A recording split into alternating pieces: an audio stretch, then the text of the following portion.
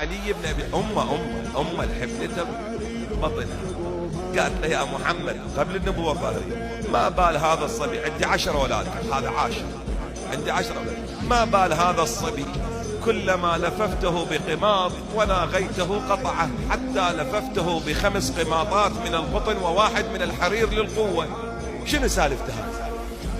قال يا أم علي أخشى إنك ندبتيه. لا هو طفل صار له 3 أيام، أنا أناغي. قالها بس لا تسمينا باسمه. طبعا أقول له يما يا علي يا علي يا علي. قال يا أم علي ما ندبه أحد 3 إلا وأجابه، ولو كانت السماوات والأراضين لقطعها. هذا يلزم قماط. علي مسار كيف بشر ربه فيه تجلى وزهر. العلي الذي فوق العلا رفع ببطن مكة وسط البيت إذ وضع، وأنت حيدرة الغائب الذي أسد البرج السماوي عنه خاشئا رجعا.